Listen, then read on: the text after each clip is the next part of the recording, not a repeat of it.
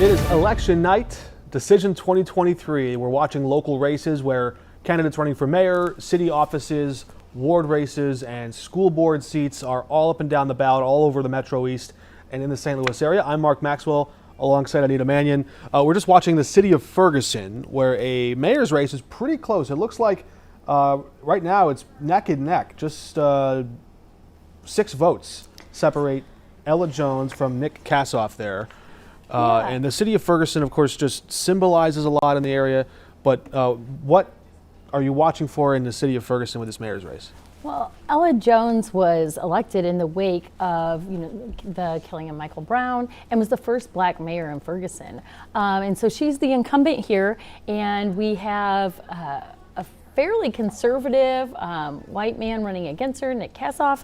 And so in some ways it's surprising that this race is so close. But, you know, like with so many municipal elections, there's a focus on crime, there's a focus on poverty, and low morale in the city. So that's something that I'm going to keep a close eye on. And we're texting right now with election officials. They're updating their websites as soon as they can. We expect to have some results coming in from the city of St. Louis as well. I don't know if this is by design, but they plan to release the full batch all at once. I think that there was 2 ideas, right? You release what you have as you have it.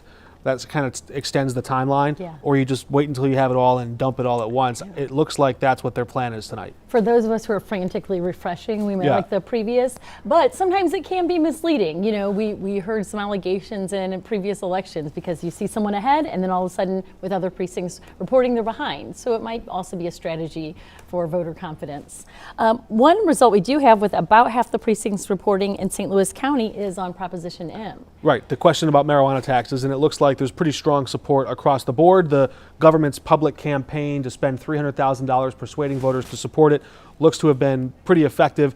Too close to call it for sure, but something would have to go very wrong for this to fail at this point. Yeah, right now it's about 2-1 in support. So St. Louis County residents want that tax money. Sam Page's budget gurus are breathing a sigh of relief tonight. It looks like they're going to have about $3.5 million extra in county revenue, at least until any lawsuits get filed. And there's a question over which governments are entitled to those tax dollars. We are watching results here. We're getting some text messages again. If you're just joining us, we've been doing this about every half an hour, coming on this live stream with you for about 5-minute intervals. We're going to do it again at 9:30, and of course you can see our full newscast tonight at 10 o'clock with all the results. But the election officials are really putting us through this gauntlet where we're kind of impatient, growing more and more so by each passing half hour here. But we do expect we should have some results for you tonight. One thing we were looking at early on tonight was the strong ground game that could really make the difference in the early vote, the absentee vote. And we saw a number of candidates, incumbents like Tom Oldenburg, Joe Vollmer, Joe Vaccaro. They've been around a while, and they really know how to do that. But there were 2 first-time candidates, Ebony Washington, and who was the other? There was I got to look it up again now.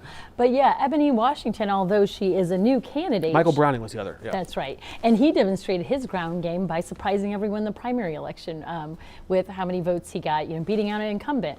And so I think that those group of candidates who came out early in the absentee voting really demonstrated what having a strategy, sometimes that grassroots effort and a ground game can make a difference, particularly in these low turnout elections. Yeah, and if you want to go into election night, especially one where you're going to wait for 2 hours to see the results, you want to have that 300 or 400 vote cushion if you did really well in the early votes, the absentee votes.